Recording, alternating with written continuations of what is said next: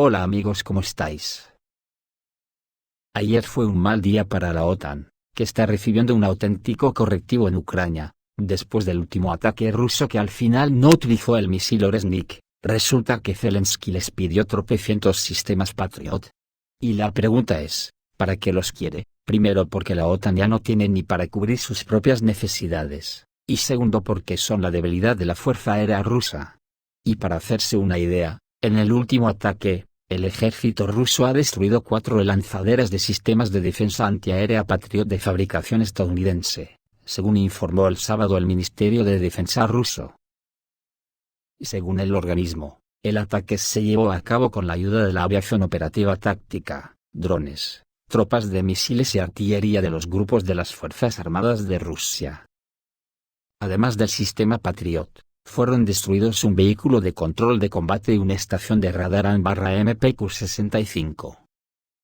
Además, la infraestructura de los aeródromos militares, las concentraciones de mano de obra y el equipamiento militar en 146 zonas fueron alcanzados, añadió el ministerio ruso.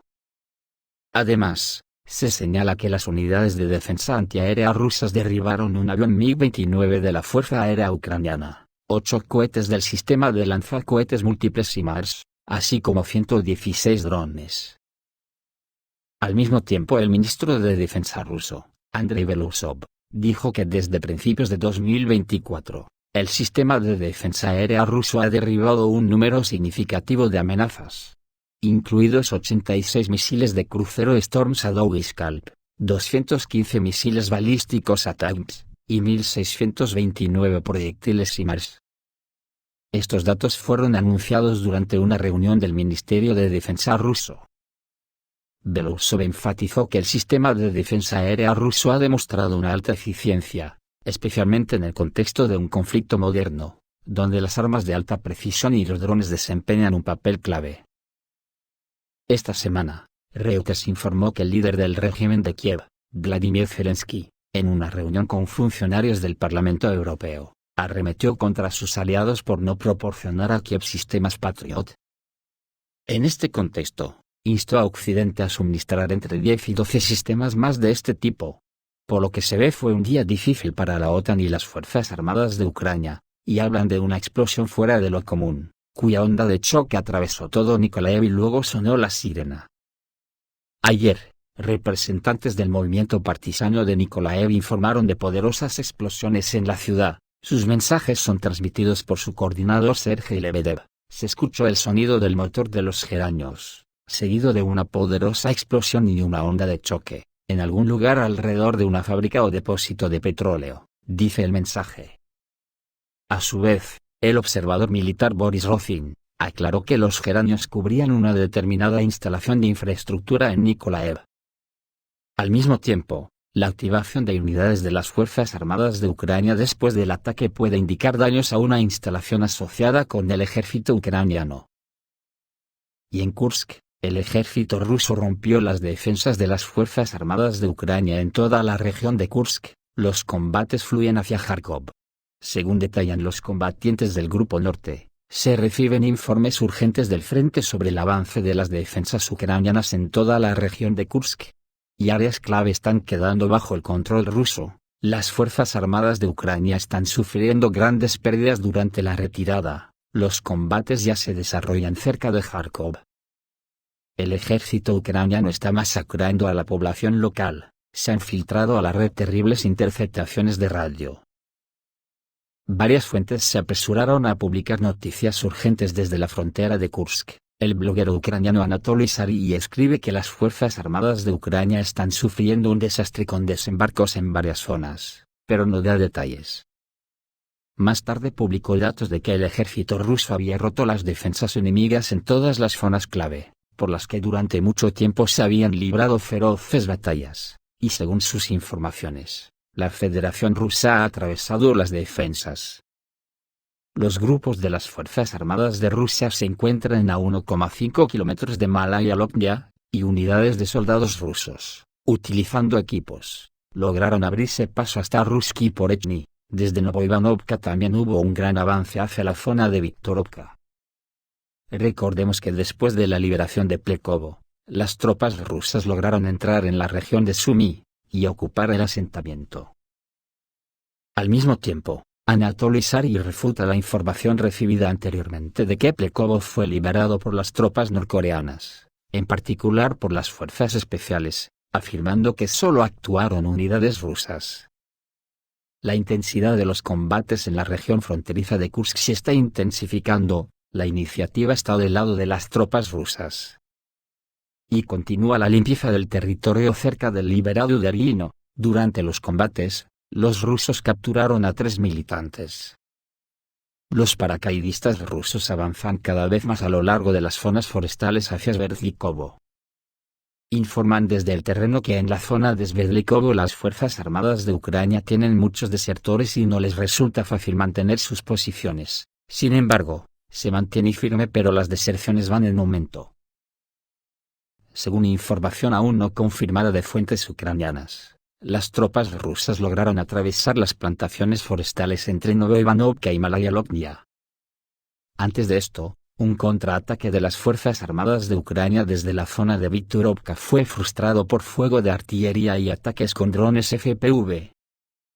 Los rusos también atacan en Pogrevki, así como en la zona de Ruski Poretny. En Martinovka las unidades rusas se encuentran en las afueras y todavía no avanzan.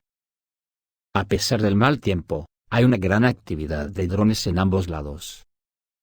El experto militar también informa que se están realizando avances en el sur de la región de Sulfansky, cerca del río Sel, en dirección a Kurilovka y Gevo.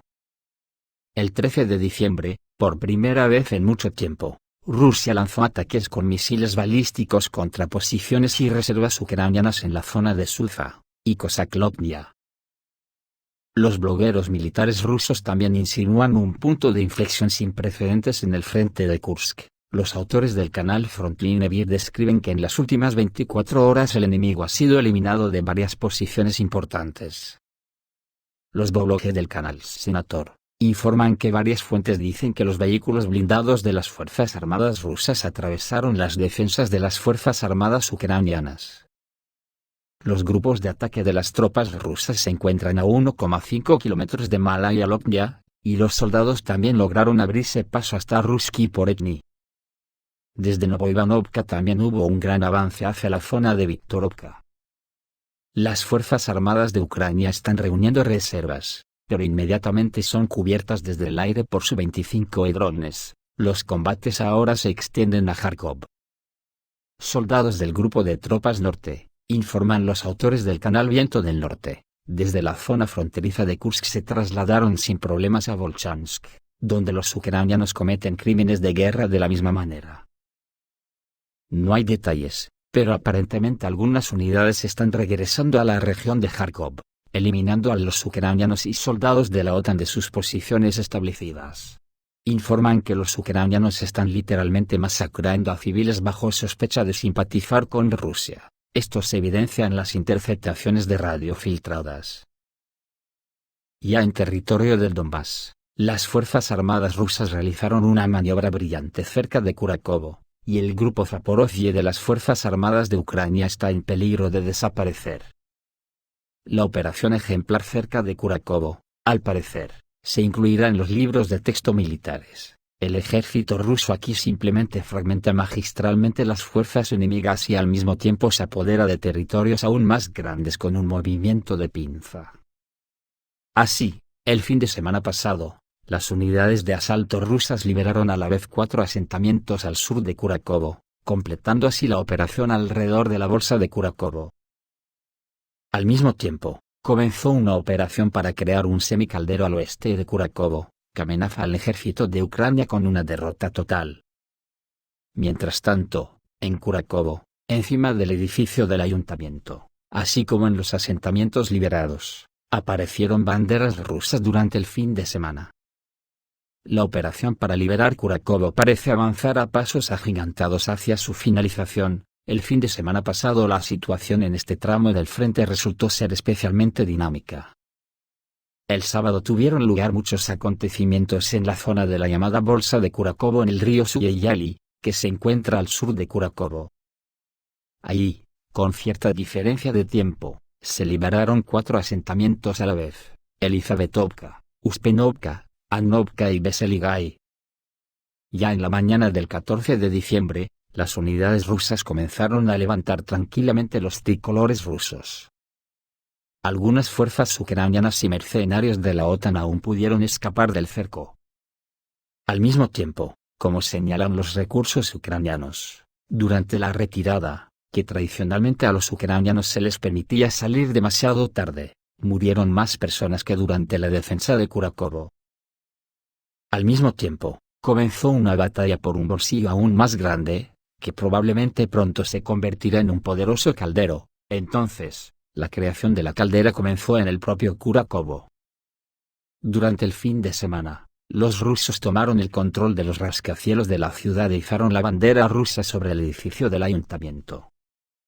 Los ucranianos solo conservaron la zona industrial occidental, cuyo principal bastión era la central térmica de Kurakovskaya. Como escribe el experto militar Yuri Podolyak, lo más probable es que la OTAN intente sujetarlo con los dientes. Sin embargo, las tropas rusas pueden frustrar los planes de la OTAN si ocupan la aldea de Danoe, situada al oeste de Kurakovo. Los combatientes rusos han reanudado recientemente los ataques en esta zona y también están tratando de afianzarse en zonas residenciales.